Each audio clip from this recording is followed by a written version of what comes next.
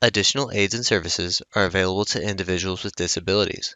To make such a request, please contact us by email by clicking the Help tab in the PD portal or at pdportal@tamu.edu, by phone including Relay Texas at 1-800-441-7323, or in writing to Train PD, PD Portal Support, 4477 TAMU, College Station, Texas 77843. Both a transcript and accessible document of the content presented in this webinar can be found as resources in the course description. Click on the blue links under Course Resources in the description. When a link is clicked, a new browser window will open.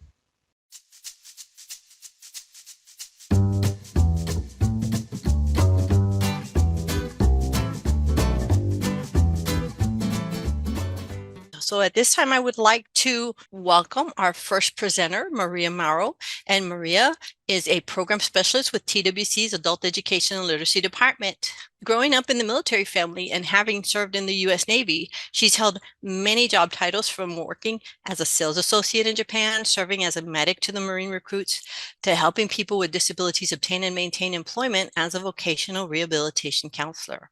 Her worldly experience, master's in human resource management and organizational development, and passion for elevating others have been fundamental in her helping people achieve the knowledge and skills they need to have a better quality of life for over 20 years. Thank you, Maria.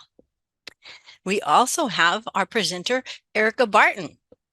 So Erica Barton is a career navigator at Denton ISD, North Texas Adult Education and Literacy. She has 3 years of experience in adult education, following a decade in K through 12 education. She's proudly born and raised in Texas, and she represents the University of North Texas. Go Mean Green! An interesting fact about Erica is that she has a passion for exploring new destinations and immersing herself in diverse cultures and cuisine. Welcome, everybody. Again, I am Maria Mara. I am the program specialist for TWC AEL. And today, along with Erica Barton, who is a career navigator from Denton ISD, we'll be presenting on tracking service success after exit employment outcomes. By the end of today's training, you should be able to identify and prioritize which participants to follow up with, enter data in employment outcomes page, calculate quarters 2, 3, and 4 after exit, and consider best practices and prepare for follow-up. I do want to let you guys know that there is a handbook that goes along with this session that is going to have all the tools that we discuss, and all the important notes that we discuss will be in this handbook. You don't have to worry about getting a copy of the PowerPoint. If you get a copy of this handbook, you'll be good to go. Hi, thank you for having me. I'm Erica Barton, a career navigator with Denton ISD, North Texas Adult Education and Literacy. I'm so happy to be here today, and thank you for having us. So why are we tracking?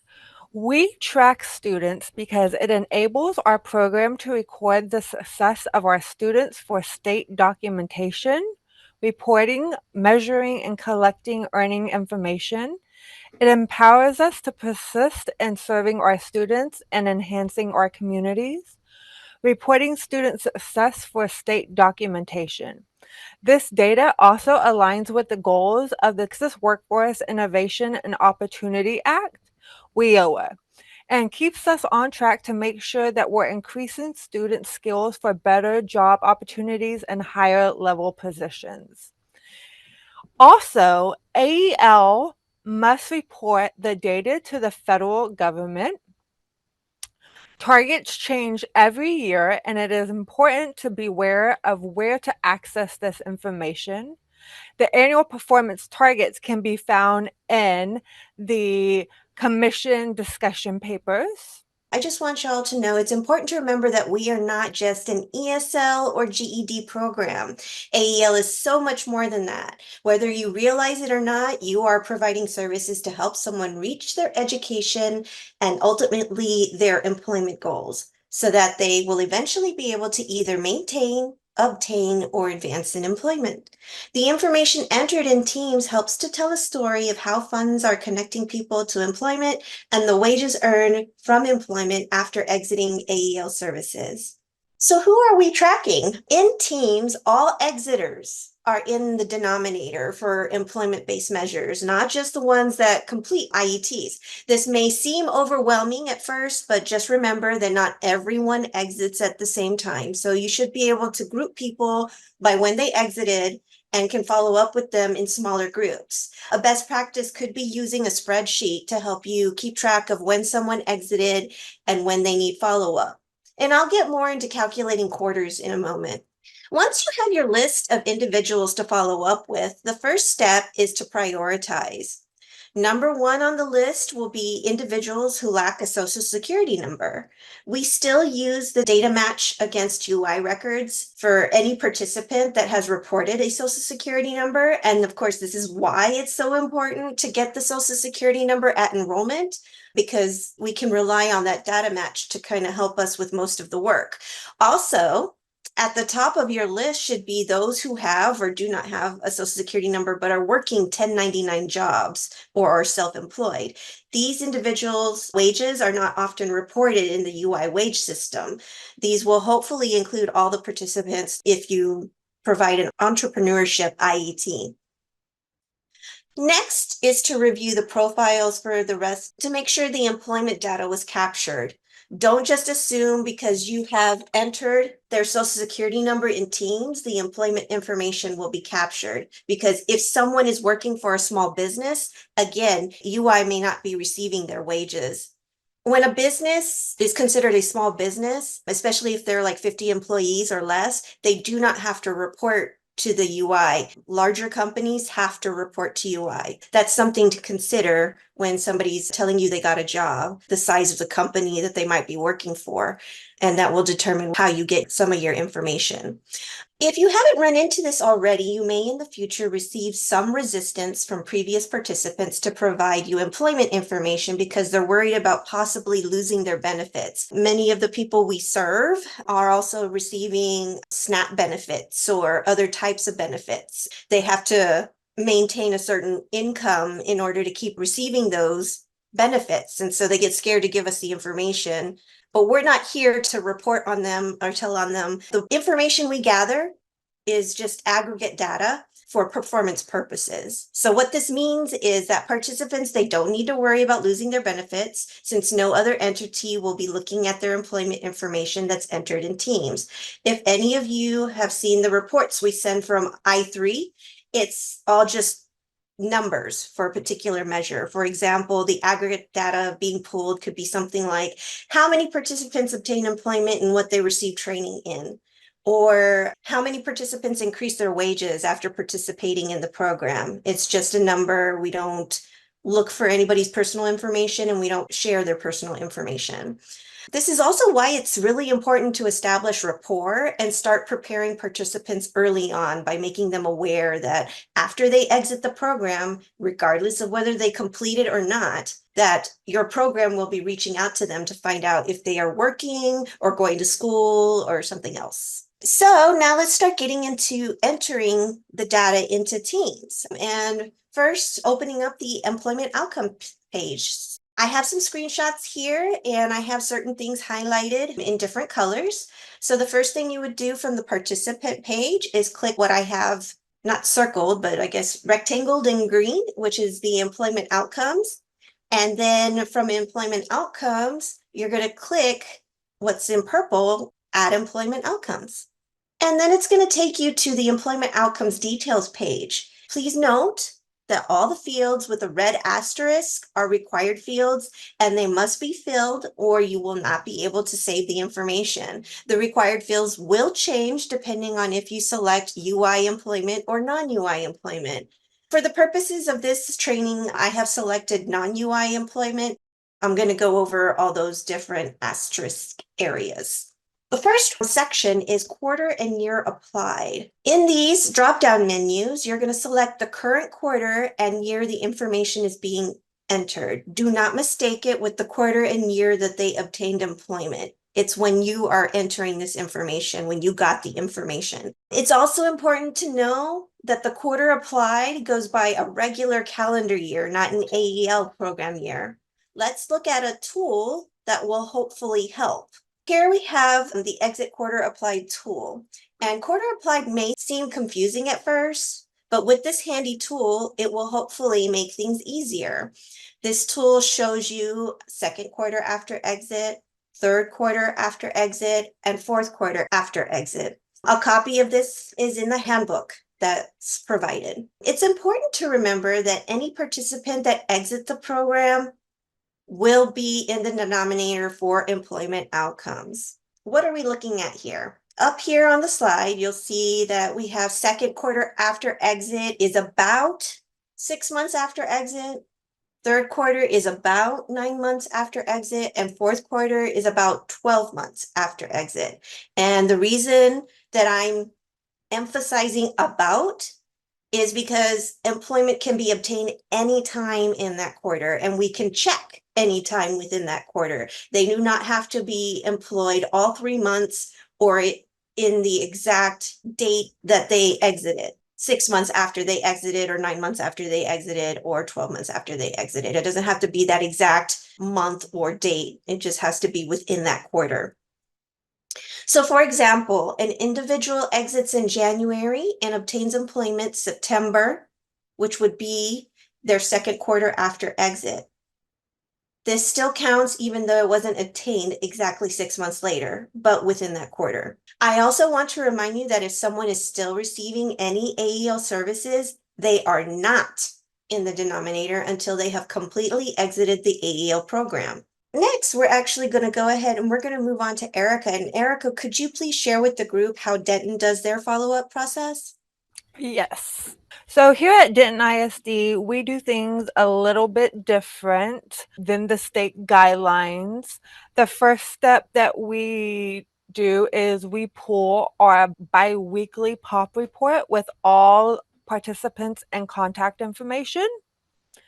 We upload that into a spreadsheet, and then we separate the POP report to show active, exited, and inactive students. And this is something new. I do realize that at the state level, we do not look at inactive students. That is something particular to the district that I work in. So we consider active students anyone who is going actively to class.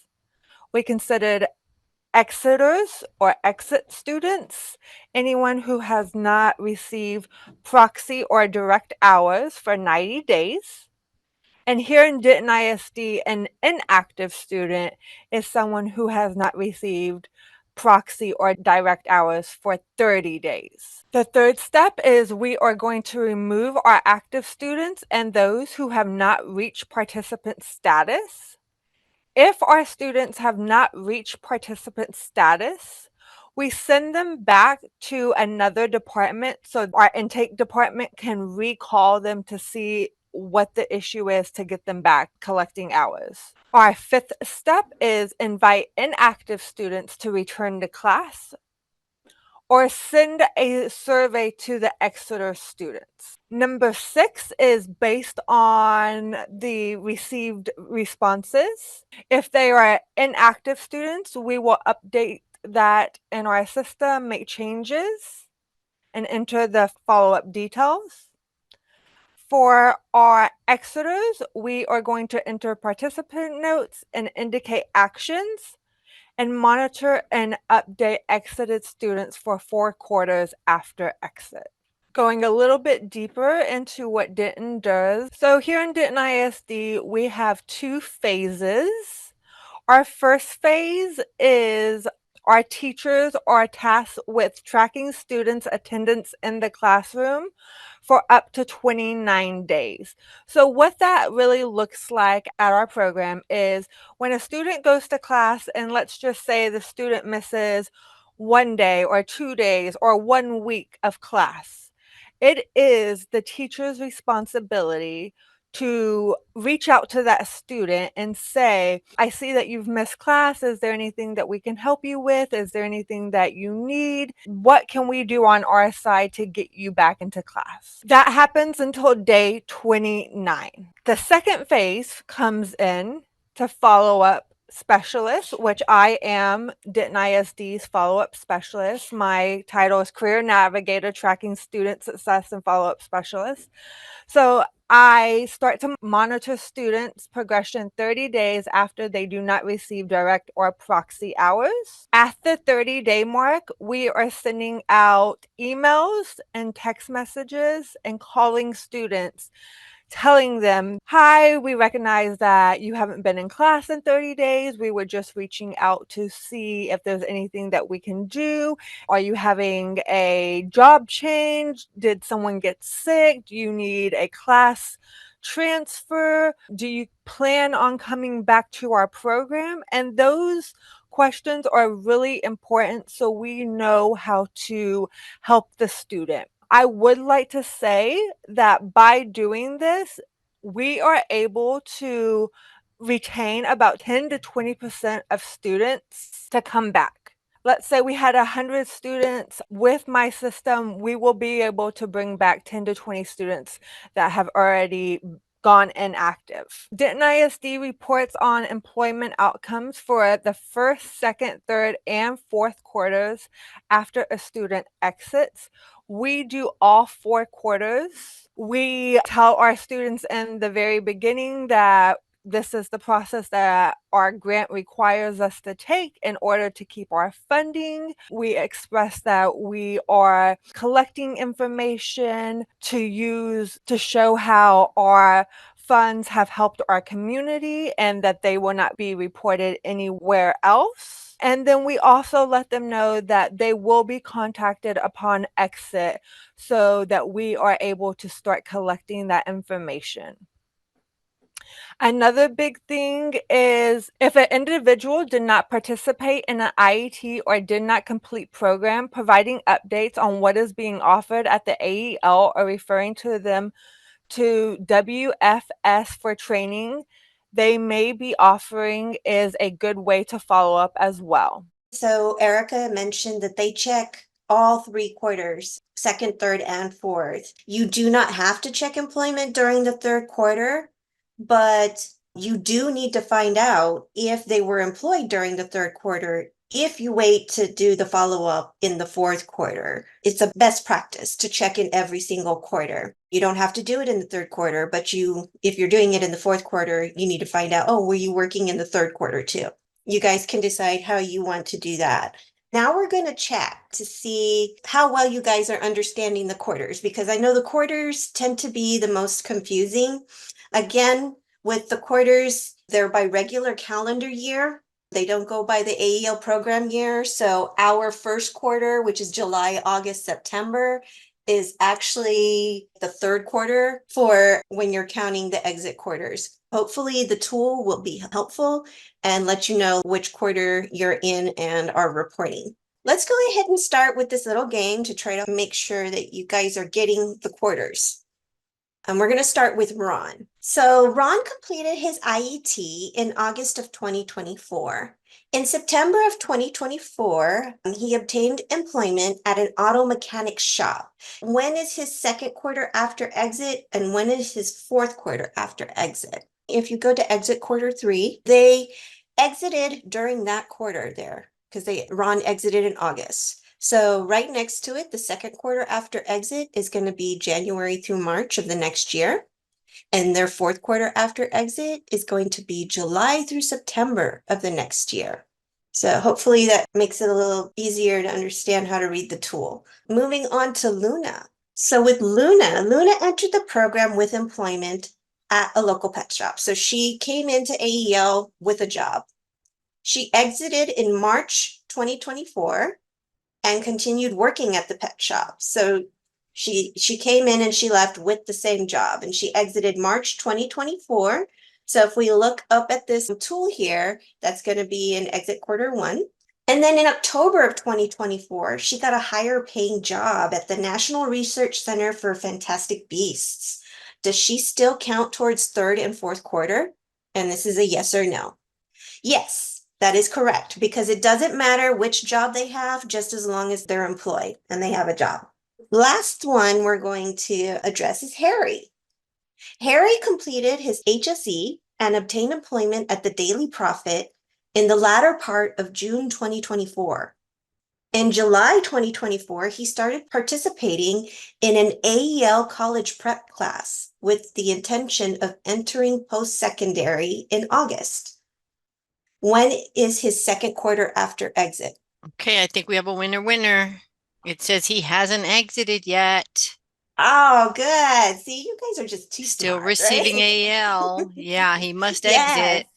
Yes, they have to exit first. So now let's talk about the different earnings types. And with the different earnings types, you're going to get a drop down, and I have a tool for that that is also in the handbook. So in the tool provided, you will see definitions for each earnings type and some examples provided. I'm not going to read all of these to you because they're also in the handbook.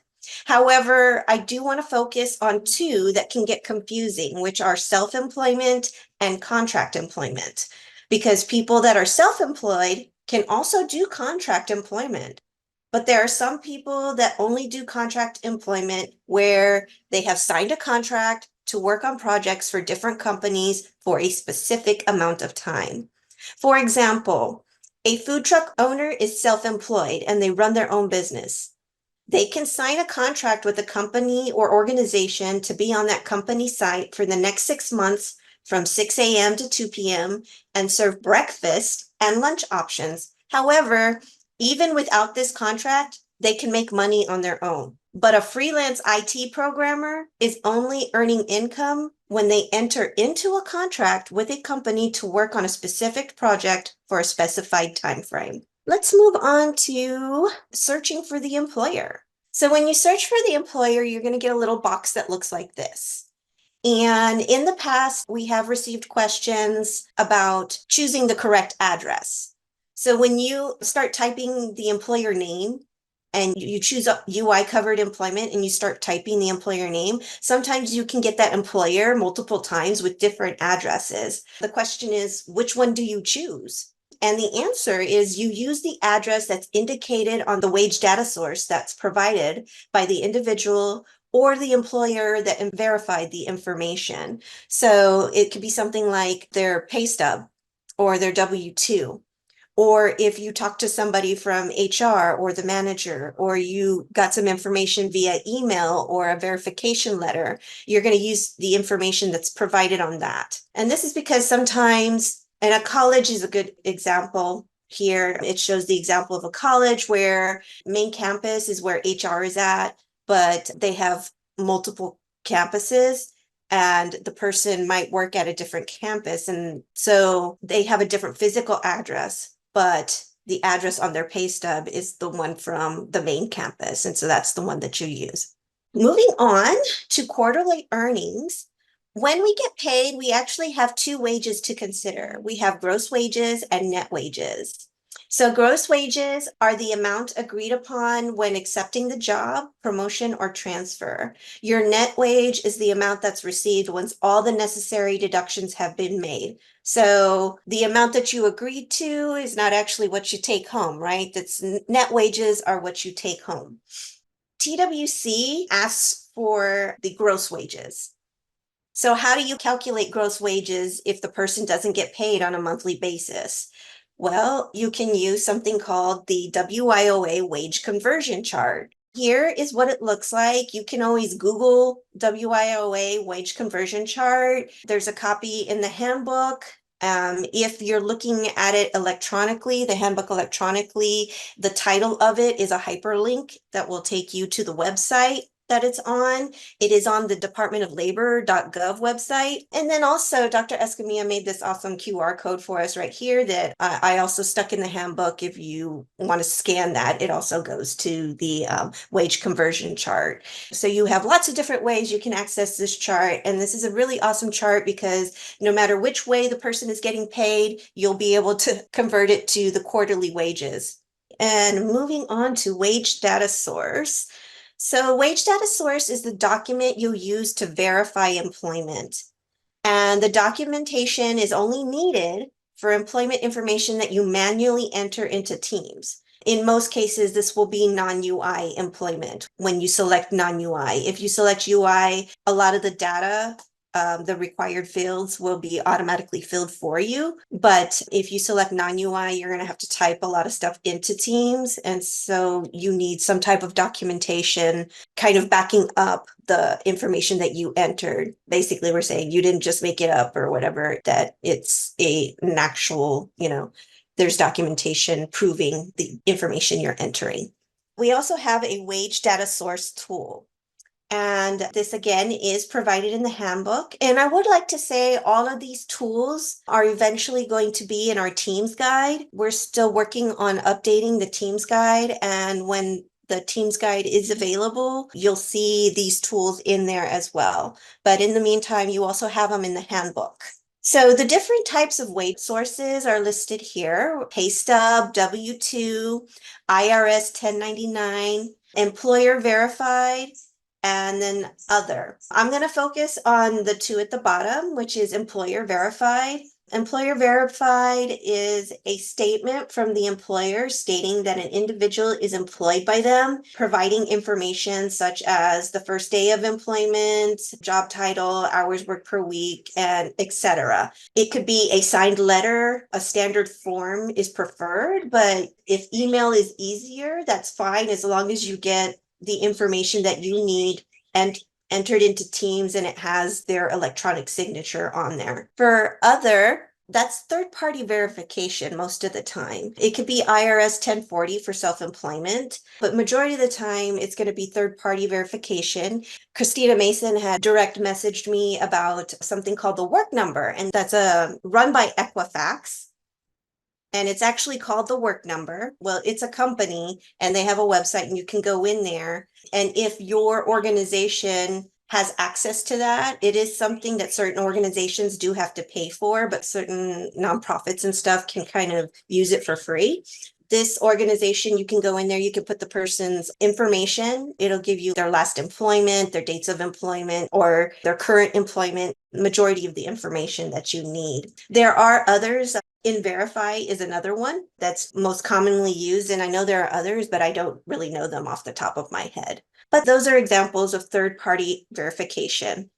I provided an example of an employment verification letter. Now, you can make up your own. You don't have to use this one exactly, but this is just an example. However, I do want to let you know that unless they're listed as a reference, employers can only answer the following employment questions, which is dates of employment, person's job title, hours worked, the salary they received, and whether or not they are rehirable. Another thing is employers also have the right to refuse to answer any of those questions. When I worked in HR for Workforce Solutions Capital Area for a while, we only provided dates of employment and job title. And that's all that we were allowed to answer if somebody called for employment verification. And the reason is because lots of organizations, that fifth bullet, rehirability, that gets them in trouble sometimes because all the employer has to do is say yes or no. It's like, would you rehire this person?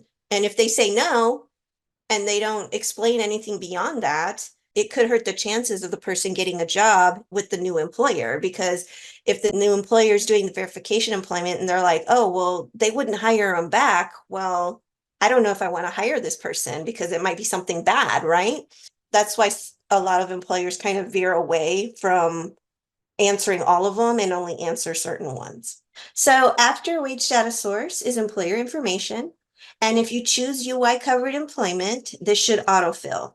But if you choose non-UI, then you got to enter it manually yourself.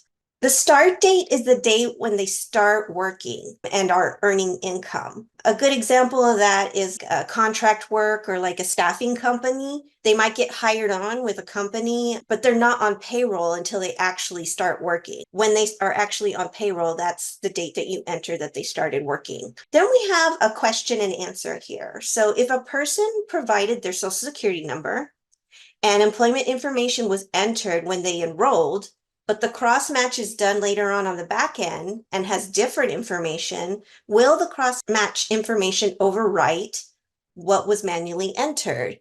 And the answer is yes, it will. So you don't have to worry so much about the employer information as far as the address and stuff. If you enter an address but when it gets compared via their social to UI information on the back end, the information that UI has is going to overwrite the information that you put in. It's not going to change in Teams. It will change for reporting purposes on the back end. Now we're going to go to the NAICS and ONET.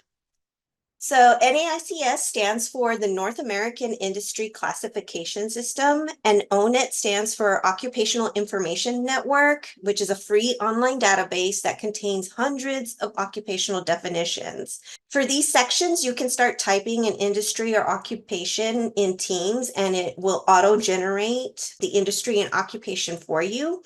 However, it doesn't always give you the best matches or the best options. I want to discuss them a little bit more from the actual sites the information comes from.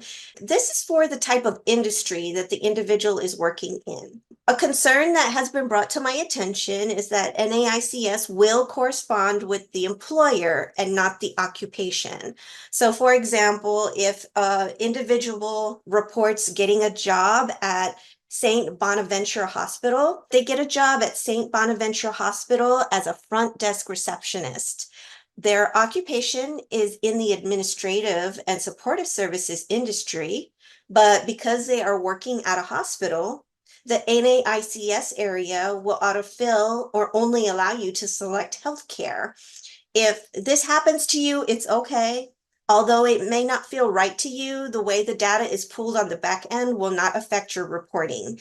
If you are familiar with ONET, then you've probably seen the sun icon symbol along with the term bright outlook. And this means that this job is expected to grow in the next several years. They determine this by the need, the open positions that employers are posting, in what industry and how many are applying, and how many that are qualified for the position. So the data that you're entering is helping with these determinations. All right, so moving on to ONET. ONET is for the occupation or job title. Again, you just type the job title in here and it should start autofilling. However, when you start typing in Teams, it doesn't always give you the best match again. That's why we need ONET, because the title that's showing up in Teams is not always what would be the best match for that actual job. Let me give you an example. So I like to use the example of Uber driver. If I type in driver or Uber driver in Teams, it's going to auto-generate driver/sales worker. Now, an Uber driver is not a sales worker, unless they are trying to sell stuff from their car at the same time. But no, that's not the best option. If I type it into ONET, and where you type it is going to be where I have that yellow oval circle there, it's going to be in the top right-hand corner. If you type it into ONET, you're going to get more options, and it's going to give you a series of options.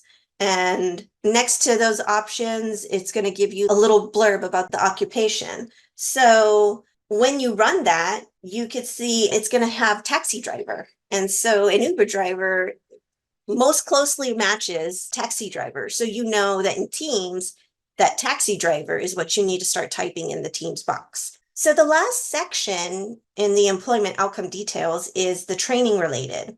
Accelerating participant completion and getting them placed into an in-demand and targeted occupation is a critical objective of IET models. We want our participants to learn skills that are in demand and will help them obtain employment. And IETs are often the doorway to a livable wage. So with that said, there is one last training tool that we're going to go over. And that training tool shows what you are able to select in the drop-down menu, which is job train for, training related, not training related, and no training involved. So a job trained for is going to be the individual obtain employment in a position that they attended training for. An example is that they attended training for bookkeeping and they got employment as an accounting clerk. Training related is an individual obtained employment in the same field as their training. So an example is that they attended the training for bookkeeping, but they got employment as an office coordinator. And that's training related because something an office coordinator must do. One of their tasks is going over the books. So it's training related. Then we have not training related, where the individual obtained employment in a field other than what they attended training for. And the example is that they attended training for bookkeeping and they got a job as a delivery driver. And then finally, there was no training involved. They didn't attend an IET. These are going to be for individuals that they didn't attend IETs, but they got employed, because all exiters, remember, all exiters fall into the denominator, not just the people who attended IETs. So the example there is they did not attend any training, but they got employment as a delivery driver. So there's lots of places that you can find help. If you weren't aware already, many of you know that there's a Career Pathways Community of Practice in the PD portal that you can become a member of and ask questions in there. Also, Dr. Escamilla does host a monthly CPN meeting. And would you like to say anything about that, Dr. Escamilla? I would. Thank you so much, Maria, for asking. So I host a monthly Career Pathway Navigator meeting where career navigators can attend and ask questions to other navigators and gather more information about what somebody else might be doing in one area and what somebody else might be doing in another that might work, just to get ideas and share and ask questions. They're going to be able to come to their colleagues throughout the state and find out what are you doing and what's working and what's not. And then we have the CPPDC events. That's the Career Pathways Professional Development Center events. And then you can always reach out to your program specialist, your TWC program specialist, which is assigned to your program, or the AELTA email box, and that will come to all the program specialists, and we can do our best to try and help and answer your question. I saw someone ask, what percent of students answer the exit survey when it is sent out? That was the question. I do have an answer for you. When we send out that survey, on average, about 30% of our students respond with an answer for us. Usually we'll send it out twice. First quarter we'll send it out for the second quarter, but on average 30%, which is a little low, which is why it's important to encourage people to understand why we need that information, why we're tracking them, and let them know that we are not reporting them to any other federal entities. Any other questions? Erica, there was someone else who asked if you were going to share that survey somehow. Can we get a copy of the survey used by Denton ISD to follow up with students? And that might be something that we can share in the Career Pathways Community of Practice in the PD portal. I will see how we can make that happen.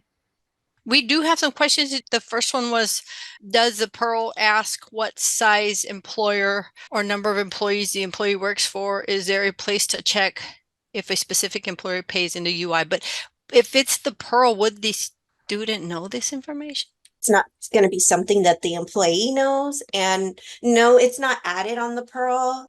If that's something your program wants to add on their intake questionnaire, that's something you can definitely add. There's a question about rehirability, and it says the rehirability question is not required to verify employment outcomes for AEL, right? No, that's just one of the things that I said an employer can answer if they're not listed as a reference. However, most of the time they try to avoid that one.